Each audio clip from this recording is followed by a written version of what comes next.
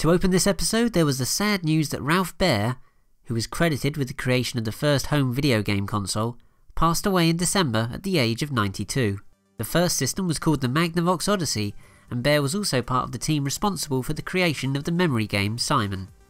Second is that a book that details the many ports of Lemmings has been soft-launched.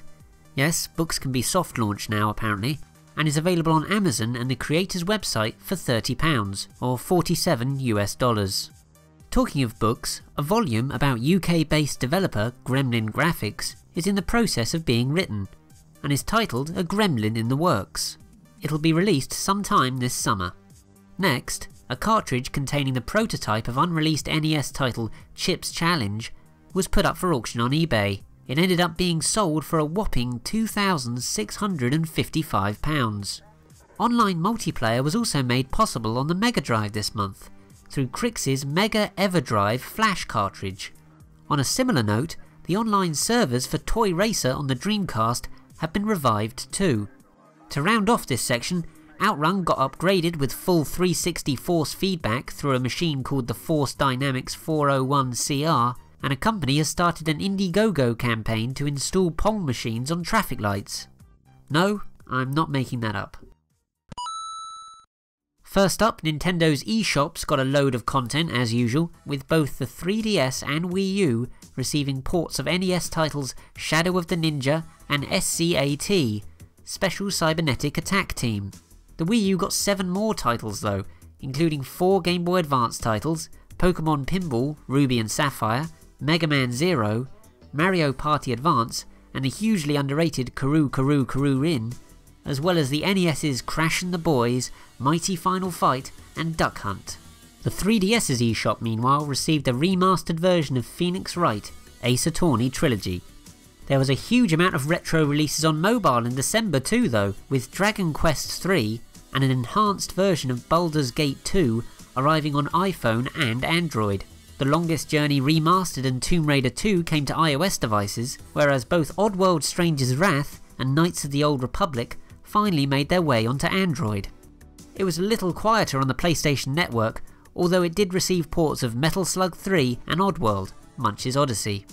On to announcements, and there will be a version of It Came From the Desert released onto the Mega Drive, and you can register to pre-order a copy now. No release date has been set for it just yet though.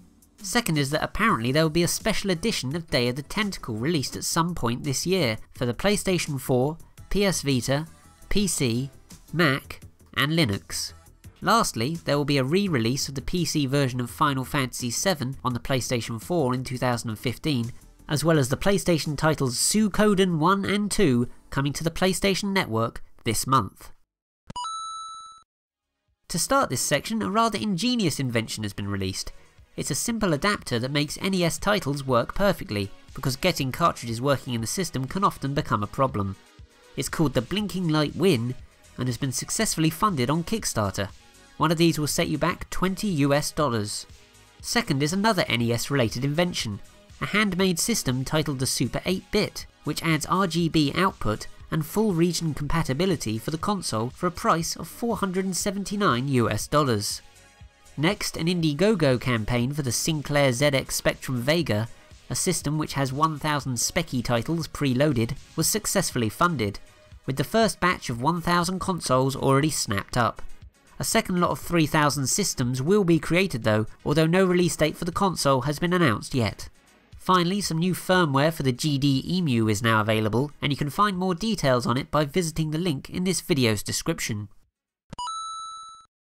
For this month's section, I'll start with 2 Christmas games.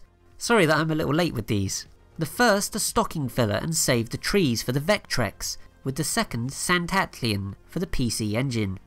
Moving on, there was 2 Commodore Amiga releases, platformer Love Dungeon and Did It Come From the Desert. To round off the homebrew releases, there was the basketball game Jam It on the Commodore 64. To round things off, the visual novel title Amoeba was announced for the Dreamcast, but an actual release date for it is still a while off. Just the 3 fan translations this month: Dragon Force 2, Kamisarishi Daishi Ni on the Sega Saturn, Ace Combat 3 Electrosphere for the PlayStation, and finally the Super Nintendo's Chaos Seed Fusu Kairo Uki. Hey, thanks for watching. Please do like this video if you can, and leave a comment on what you think of any of the news covered in this episode. If you're still feeling a little bit Christmassy, you can watch my recent instalment of Handheld History on the left too. It's on the Grinch for the Game Boy Color. There's also the latest Gaming Book Club on the right. Happy New Year, and I'll hope to see you next month. I'll be happy if I just make it through this year alive.